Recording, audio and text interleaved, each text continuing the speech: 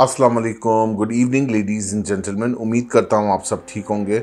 मैं फैसल ढेडी आपकी खिदमत में हाजिर हूँ एक नई एपिसोड के साथ जिसका नाम है mid week market recap by foundation securities, जहां हम डिस्कस करेंगे की performance takeaways of PSX from the start of this week. अगर हम परफॉर्मेंस लेवल पे निगाह डालें तो पीर वाले दिन KSE 100 index opens at 62,646 index point के साथ, और आज वेडनेसडे के दिन it manages in settle to close at 66,649 index point के साथ। मजमूई तौर पर हमने 1590 पॉइंट्स का इजाफा देखा in the benchmark KSE 100 index over the last 3 working days. अगर हम लिक्विडिटी फैक्टर पर निगाह डालें तो पीर वाले दिन KSE 100 इंडेक्स में मजमूई तौर पर 345 मिलियन शेयर्स का काम देखा गया, फॉलोड बाय ट्यूसडे के दिन 424 मिलियन शेयर्स का काम देखा गया, और आज वेडनेसडे के दिन मजमूई तौर पर 411 मिलियन शेयर्स का काम देखा गया, down by 2% on day basis. जिस तरह वीक स्टार्ट हुआ तो हमने देखा कि प्रिटी डिसेंट वॉल्यूम हमें नजर आए, और as far as market capitalization is concern तो वो भी बड़े डिसेंट टोन में नजर आई।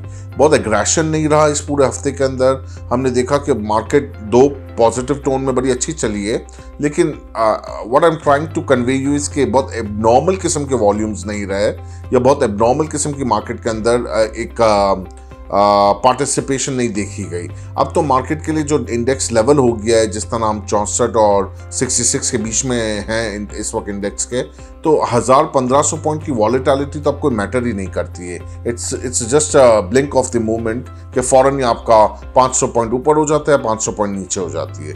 तो अब तो इन्वेस्टर को थोड़ा सा कॉशियस रहना ही पड़ेगा इस पॉइंट इन टाइम पे। टेक्निकली भी यही बार बार एडवाइस है कि 63,800 या 900 अगर ब्रेक करती है तो वहाँ थोड़ा सा संभलना चाहिए। That could be a leading towards correction side. Otherwise things are okay. Market में कोई ऐसा पैनिक या ऐसी कोई परेशानी वाली बात नहीं है। जो हमें कंसर्न होना चाहिए आगे के लिए, वो हमें 2-3 चीज़ों पर निगाहें रखने की ज़रूरत है।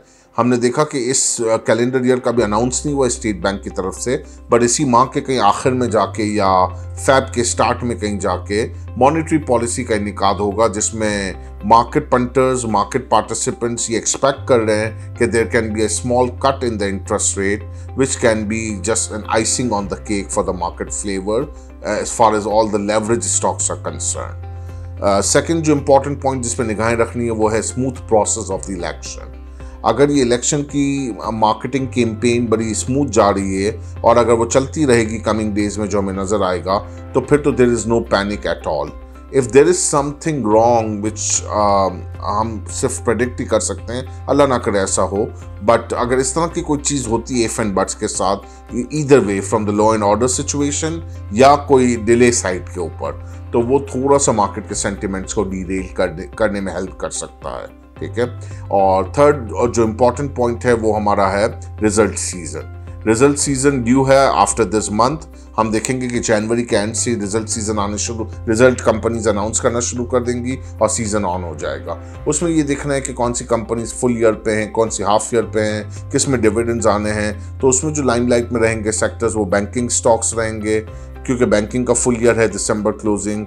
इसके अलावा सीमेंट, स्टील वगैरह चलेंगे, सिक्लिकल्स हैं, उनमें हमें देखना है कि वो अपने अर्निंग्स में कितना इंटैक्ट करते हैं। और उसमें एक थोड़ी सी पॉजिटिविटी यूँ ज़्यादा एक्सपेक्टेड है कि ये सेक्टर ने बहुत ज़्यादा एक्स्ट्राऑर्डिनरी परफॉर्म नहीं किया है। तो पॉजिटिव अगर कहीं से इंटरेस्ट रेट वाली कोई खबर आ जाती है तो वो, जैसे मैंने पहले भी कहा, कि वो आइसिंग ऑन द केक वाला परफॉर्मेंस दे रहा होगा स्टॉक मार्केट के इन्वेस्टर्स के। सो इन 3 चीज़ों पर निगाहें रखते हुए हमें इन्वेस्टर को थोड़ा सा एहतियात का मशवरा तो ज़रूर देते हैं, क्योंकि अभी दिन है, पूरा महीना है, जनवरी का स्टार्ट ही हुआ है। अब एहतियात का मशवरा सिर्फ ये होता है, मार्केट में कहीं प्रॉब्लम सिचुएशन नहीं दिख रही है, but I told you earlier कि थोड़ा सा भी मार्केट के अंदर correction which makes may be 2% और 4%, quantum is relatively high, points are relatively high, price में डिक्लाइन रिलेटिवली हाई।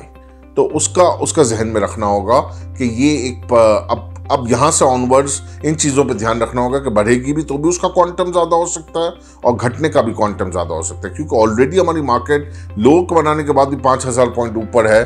तो यहाँ थोड़ा सा स्ट्रैटेजी में यही रखना चाहिए कि one should have a relatively conservative mindset के साथ थोड़ा कॉशियस स्टांस को परसू करना चाहिए। From the sales perspective I would strongly advise कि आप बर्ड आई व्यू रखें उन तमाम रिजल्ट्स पे, उन तमाम स्टॉक्स के ऊपर जिनके अच्छा डिविडेंड आना है, उनमें रहने में कोई प्रॉब्लम नहीं है।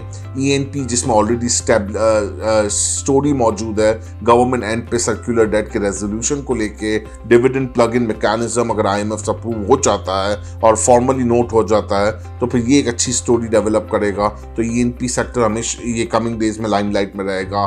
बैंकिंग स्टॉक्स कमिंग डेज में लाइमलाइट में रहेंगे। सीमेंट और स्टील और तमाम लेवरेज स्टॉक्स जिनमें इंटरेस्ट रेट की कहानी है वो तमाम लाइमलाइट में रह सकते हैं। तो उन पे फोकस रखें, अपने लॉन्ग टर्म पोर्टफोलियो की तरफ फोकस रखें ताकि आपको अच्छी अपॉर्चुनिटी अगर मिलती रहे तो 2024 के अंदर भी आपको स्टॉक मार्केट से एक हैंडसम और अच्छा रिटर्न मिल सके। So please share your valuable feedback here eight info@fs.com.pk. Your valuable feedback is relatively important to us. Till then, I Faisal Dhedi signing off. Take very good care of yourself and your investment too. Have a pleasant evening. Goodbye.